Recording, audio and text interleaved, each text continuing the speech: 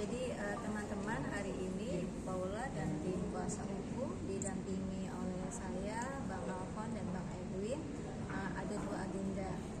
Jam 10 sampai jam 12 Komisi Yudisial menindaklanjuti permohonan audiensi kami. Kemudian nanti jam 1 sampai selesai akan dilakukan permintaan keterangan terkait laporan dugaan pelanggaran kode etik dan pedoman perilaku hakim. Pada audiensi tadi kami diterima oleh 5 orang staf dari Biro Pengawasan Hakim. Nah, tentu mengapa Ibu Paula beraudiensi dan melapor ke Komisi Yudisial, karena kami mempercayai Komisi Yudisial yang memiliki mandat untuk menjaga martabat dan kehormatan hakim akan memberikan tanggapan terhadap upaya-upaya ya untuk dari kami untuk mengingatkan agar hakim, khususnya majelis hakim pemeriksa itu untuk diperiksa apakah melanggar dugaan kode etik dan pedoman perilaku hakim. Nah, untuk tadi kami memang sudah menyampaikan poin-poin besar terkait dugaan pelanggaran kode etik, seperti mulai dari berperilaku adil, berperilaku misalkan memperlakukan secara setara, kemudian tidak berpihak dan seterusnya, ya profesional gitu ya, yang nanti akan ditindaklanjuti atau didalami oleh petugas pemeriksa terkait hal itu. Nah, tadi juga disampaikan bahwa proses laporan di Komisi Yudisial itu selain dari pelapor bisa juga dari masyarakat umum, dan prosesnya akan dilakukan telaah dan pemeriksaan. Jadi tahapan dari pengaduan Ibu Paula ini memasuki setelah administrasi gitu ya, ini memasuki nanti jam 1 itu adalah memeriksa keterangan ya, terkait dengan dugaan tadi. Nah, tentunya kami mengharapkan ini menjadi konsen, termasuk adalah isu perempuan yang berhadapan dengan hukum. Jadi Mahkamah Agung telah menerbitkan Perma nomor 3 tahun 2017 tentang pedoman pemeriksaan perempuan yang berhadapan dengan hukum. Siapa perempuan yang berhadapan dengan hukum? Yaitu perempuan yang menjadi tersangka, terdakwa, saksi, korban, dan para pihak. Para pihak di sini kan artinya juga perempuan yang menjadi pemohon, termohon, penggugat, tergugat gitu ya. Nah, dalam konteks ini Ibu Paula adalah termohon dan penggugat terkonvensi. Seharusnya majelis hakim menggunakan pedoman itu. Pedomannya apa? Yaitu mempertimbangkan relasi kuasa, mempertimbangkan diskriminasi dan pengalaman perempuan atas kekerasan atau pengalaman diskriminasinya ya, yang kami lihat di dalam proses persidangan maupun di dalam putusan itu tidak digunakan analisis gender, sehingga kemudian yang mengakibatkan perempuan dalam hal ini Ibu Paula justru tersudutkan ya, dan kemudian mengalami stereotip sebagai akibat dari perilaku maupun langkah-langkah yang dilakukan oleh majelis hakim ataupun juru bicara pengadilan agama. Itu teman-teman. Nanti pemeriksaannya akan dilakukan kepada Ibu Paula sendiri dengan ya, pemeriksaan akan dilakukan kepada Ibu Paula sebagai pengadu dan saksi-saksi yang mengetahui dugaan terjadinya pelanggaran kode etik dan perilaku hakim. Ada berapa saksi mungkin, Bu? Ada.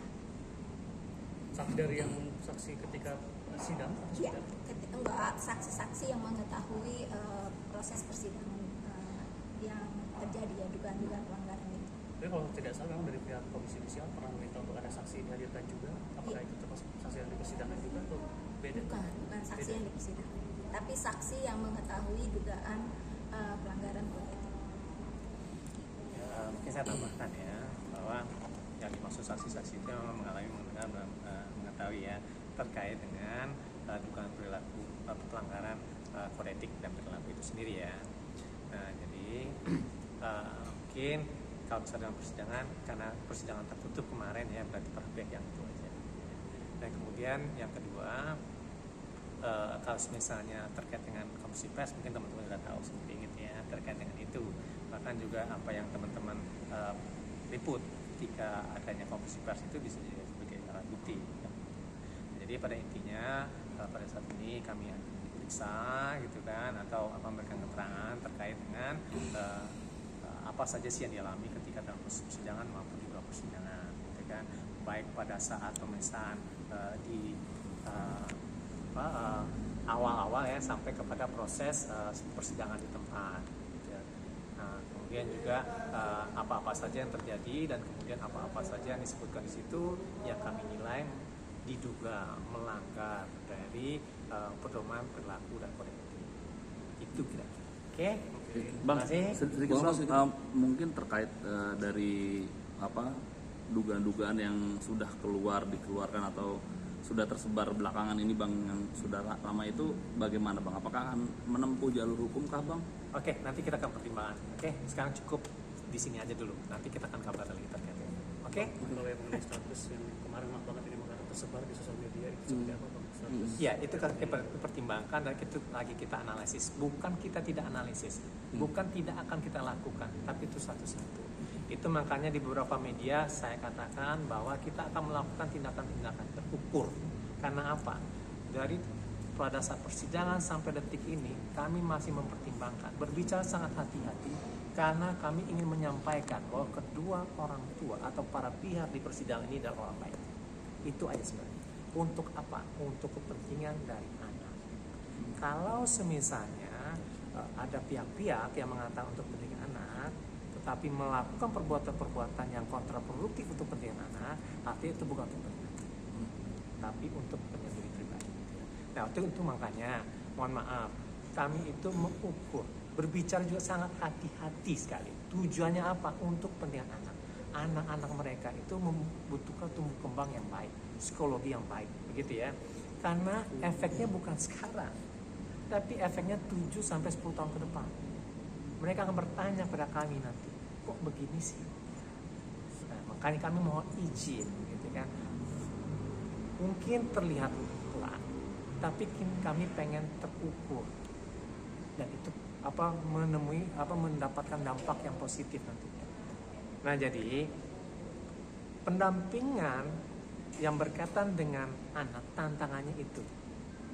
Kalau semisalnya untuk pendampingan advokasi yang lebih keras gitu kan, kita bisa mengumbar, kita dengan cepat mengatakan, bahkan juga dengan standar-standar yang lainnya dengan standar advokasi. Tetapi ini berkaitan dengan anak.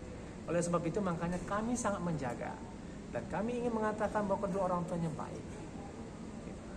Jadi mohon ya teman-teman ya, kami mohon sekali bahwa ini untuk kepentingan anak-anak mereka. Udah gitu aja. Bang, mungkin sedikit bang untuk draft-draft yang sudah bocor di akun IG Instagram tersebut, apakah akan melaporkan bang? Ya itu nanti kita akan sampaikan ya. Kami sudah memikirkan itu, gitu kan. Dalam artian apakah ini bagaimana, itu bagaimana? Kita sudah diskusi. Di antara kita dari tim udah berdiskusi. Bukan kita belum diskusi, kita sudah diskusi. Tapi kita ingin mengukur dan itu tidak terdampak pada anak-anak. Itu namanya memanajemeni dari isu sehingga itu tidak terdampak bagi anak-anak. Bukan kami bukan. Kami mengukur untuk kepentingan anak, karena anaklah yang paling terdampak pada saat ini. Ya, itu kira-kira ya. Bang, untuk menegaskan bang, untuk menegaskan sendiri berarti akan menempuh jalur hukum ke depan. Cukup ya, gitu ya. Oke, gitu ya. Saya nggak bisa ini. Itu kepentingan anak. Nanti kita ukur nanti kita kabari kita. Oke. Oke. Thank you bang. Thank you ya. Thank you. Sorry ya.